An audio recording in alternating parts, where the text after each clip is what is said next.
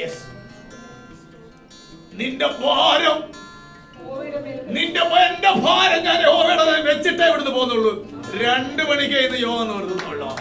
എന്റെ ഭാരം അവന്റെ സന്നിധി വെച്ചിട്ടേ പോകുന്നുള്ളൂ. എല്ലാ വിശപ്പുകളും മാറിപ്പോകട്ടോ. ഇന്ന് പകൽക്കാലം സാത്താന്റെ എല്ലാ പോരുകളും മാറിപ്പോകട്ടോ. എന്റെ ഭാരം ഞാൻ അവന്റെ മേൽ വയ്ക്കുകയാ. ഹല്ലേലൂയ. അവനെന്നെ പുലർത്തും. മോശയുടെ പെങ്ങൾ ദൂരത്ത് മാറി അവള് ഒരുപക്ഷെ കരയുന്നുണ്ടാവും. എന്റെ ആങ്ങളയ്ക്ക് എന്ത് സംഭവിക്കും? എന്റെ ആങ്ങളെ ഈ വെള്ളത്തിൽ മുങ്ങിപ്പോകുമോ? എന്റെ ആങ്ങളെ ആര് രക്ഷിക്കുമോ? എന്റെ വീട്ടിൽ അവനെ ഇനിയും വളർത്താൻ പറ്റത്തില്ല.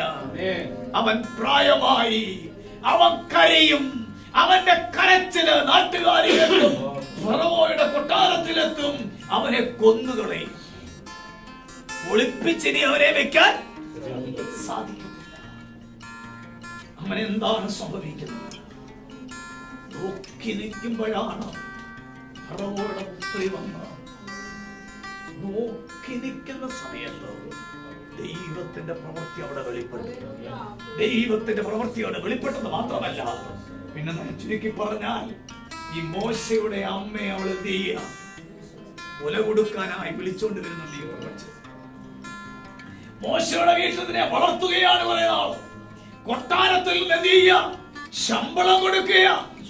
അല്ലേ, ദൈവം ഒരുവന്റെ മേൽ ദൃഷ്ടി വെച്ചിട്ടുണ്ടെങ്കിലുണ്ടല്ലോ അമ്മയ്ക്ക് വരെ ജോലി കിട്ടും. ദൈവം അസാധ്യങ്ങളുടെ ദൈവമാണ്. ഹല്ലേലൂയ. ദൈവത്തിനൊരു കാര്യവും അസാധ്യമായിട്ടില്ല. യേശുവിന്റെ നാമത്തിൽ അന്ധകാര ശക്തികൾ പൊളിഞ്ഞു പോകട്ടെ. രക്തത്തിന്റെ ഒരു വലിയ വിടുതൽ വരുന്നു. ഹല്ലേലൂയ. മുഖത്തിന് വളരെ മ്ലാനതയും വാട്ടവുമായിട്ട് ദൈവസന്നിധിയിൽ ഇരിക്കുന്നവരുണ്ട്. വലിയ വാട്ടം, വലിയ ഒരു സങ്കടം. ആരോട് പറയാൻ, എവിടെ പറയാൻ, എവിടെ പരിഹാരം ഉണ്ടാകാൻ? പകൽക്കാലം നിന്റെ മുഖം വാടിയിരിക്കുന്നത് മുഖത്തിന്റെ വാട്ടം മാറ്റുവാൻ യേശു വന്നിട്ട് മോശയുടെ പെങ്ങളെ, ഇവൻ ഈ നൈൽ നദിയിൽ മുങ്ങിപ്പോകത്തില്ല. ഇവനെ വിടുവിപ്പാൻ ഫറവോന്റെ പുത്രിയെ ഞാൻ അയച്ചിട്ടുണ്ട്. ദൈവം അയച്ചിട്ടുണ്ട്. നിന്നെ പോറ്റാൻ കാക്ക അയച്ചിട്ടുണ്ട്. ദൈവത്തിലെ വിടുതലുകൾ ഈ പകൽക്കാല മധ്യത്തിൽ അയക്കാൻ പോകുകയോ, നിനക്കായി ദൈവം കരുതുകയോ, എനിക്ക് വേണ്ടി ചിലത് ഒരുക്കുകയോ.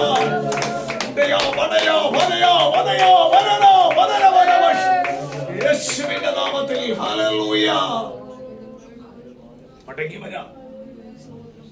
ആ വിധവയായ മാതാവ് പറയുക, എനിക്ക് ആശ്രയിപ്പാൻ ഇനിയും എന്റെ മക്കളെ ഉള്ളൂ. അതവിടെ എഴുതിയിട്ടില്ലെങ്കിലും അവരെ കുടിപ്പാര് കൊണ്ടുപോകുക. അത്രമാത്രം ഞങ്ങൾ ക്ഷീണത്തിലാണ്, അത്രമാത്രം ഞങ്ങൾ എന്താണ് ഭാരത്തില, അത്രമാത്രം ഞങ്ങൾ വേദനയില്ല, അത്രമാത്രം ഞങ്ങൾ ഇല്ലായ്മയില്ല. പ്രവാചകൻ എന്താ അടുത്ത വാക്യം വായിച്ചു? എലീശ അവളോട്, ഞാൻ നിനക്ക് വേണ്ടി എന്ത് പറയാ? വീട്ടിൽ നിനക്ക് എന്തുള്ളൂ എന്ന് ചോദിച്ചു. നിന്റെ വീട്ടിൽ എന്താണുള്ളത്? ഒരു ഭരണി എണ്ണയല്ലാതെ. ഒരു ഭരണി എണ്ണയല്ലോ. അടിയന്റെ വീട്ടിലൊന്നുമില്ല.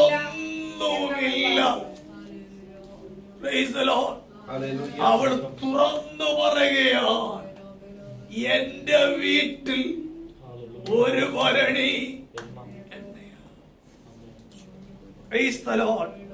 എന്റെ കയ്യിലുള്ളത് മറച്ചു വെക്കാം, എന്റെ ബാങ്കിലുള്ളത് മറച്ചു വെക്കാം, എന്റെ പെട്ടിയിലുള്ളത് മറച്ചു വെക്കാം. തുറന്ന് നമ്മുടെ നാഥനോടൊക്കെ പറ, അവൻ ഇന്ന് പകൽക്കാലം ചില അനുഗ്രഹങ്ങൾ പകരാൻ പോകുക. യേശുവിന്റെ അധികാരമുള്ള നാമത്തില്, യേശുവിന്റെ അധികാരമുള്ളത് കർത്താവേ, എന്റെ വീട്ടിൽ ഇന്നതും ഇന്നതും മാത്രമേ ഉള്ളൂ എന്ന് നീ അറിയുന്നു. അങ്ങോട്ട് കൊടുത്തു. എന്നിട്ട് എന്താ പറഞ്ഞെന്നറിയാമോ? ഈ എണ്ണയുമായി നീ എന്ത് ചെയ്യണം? അവന് അയൽക്കാരോടൊക്കെ എന്ത് ചെയ്യണം? വെറും പാത്രങ്ങൾ എന്ത് ചെയ്യണം? വായ്പ വാങ്ങണം. പാത്രങ്ങൾ കുറവായിരിക്കരുത്. പാത്രങ്ങൾ എന്ത് ചെയ്യരുത്? പിന്നെ നീ നിന്റെ മക്കളും അകത്ത് കയറി വാതിലടച്ച് പാത്രങ്ങളിലൊക്കെയും പകർന്ന് നിറഞ്ഞത് ഒരു ഭാഗത്ത് മാറ്റിവെക്കുക എന്ന് പറഞ്ഞു. ആ സഹോദരി അയൽക്കാരോടൊക്കെ എന്തോ ആയിരുന്നു, നല്ല ബന്ധമുള്ളവരായിരുന്നു. അതുകൊണ്ട് ചോദിച്ചവർ എന്തോ ചെയ്തു, നമ്മൾ പോയി ചോദിക്കുക, നമ്മുടെ അയൽക്കാരോട് ചോദിച്ചാൽ നമുക്ക് ആരെങ്കിലും തരുമോ? നമുക്ക് അത്രയും ബന്ധമേ. ചോദിച്ചവരെന്ത് ചെയ്തു, കൊടുത്തു. ഫറവോന്റെ കാലത്ത് നമ്മൾ പുറപ്പാട് പുസ്തകത്തിൽ വായിക്കുന്നുണ്ട്, ദേശക്കാരെന്ത് ചെയ്തു, ചോദിച്ചതെല്ലാം എന്ത് ചെയ്തു, ഇസ്രായേൽ മക്കൾക്ക് കൊടുത്തു. ഇവിടെ നമ്മൾ വായിക്കുന്നത് പാത്രങ്ങൾ കുറവായിരിക്കരുത്. കിട്ടിയ പാത്രവുമായിട്ട് വന്ന ഉള്ള റൂമൊക്കെ അടച്ചിട്ട് അതിനകത്ത് മക്കളും അമ്മയും കൂടെ എന്ത് ചെയ്തു, കയറി, അല്ലേ? എന്ത് ചെയ്തു? അവൾ അവനെ വിട്ടു ചെന്ന് തന്റെ മക്കളോട് കൂടെ അകത്ത് കടന്ന് വാതിലടച്ചു. അവളുടെ അടുക്കൽ പാത്രങ്ങളെ വെച്ചു കൊടുത്തു. അവൾ പകരുകയും ചെയ്തു. പാത്രങ്ങൾ നിറഞ്ഞ ശേഷം അവൾ തന്റെ മകനോട് ഇനിയും പാത്രം കൊണ്ടുവരിക എന്ന് പറഞ്ഞു. അവൻ അവളോട് പാത്രം ഒന്നുമില്ല എന്ന് പറഞ്ഞു. അപ്പോൾ എണ്ണ നിന്നുപോയി. മക്കൾക്ക് ഒരു ജോലിയുണ്ട്, അമ്മ എന്ത് ചെയ്യുക, എണ്ണ പകർന്നുകൊണ്ടിരിക്കുക. പക്ഷെ ഓരോ പാത്രവും എണ്ണ വരുമ്പോ എന്ത് ചെയ്യും, ഇവരിങ്ങനെ മാറ്റണം. എനിക്കതൊന്നും അറിയണ്ടെന്ന് പറഞ്ഞല്ല, അവരും അതിനോട് എന്ത് ചെയ്യുക, പങ്കാളികളായി തീരുക. നമ്മളോടൊന്ന് വായിക്കുന്നറിയാമോ? അവൾക്കുള്ളത് ആ യജമാനനോട് പറഞ്ഞു കൊടുത്തപ്പോ ആമേൻ ഒരുപാട് പാത്രങ്ങൾക്കകത്ത് എന്ത് ചെയ്തു,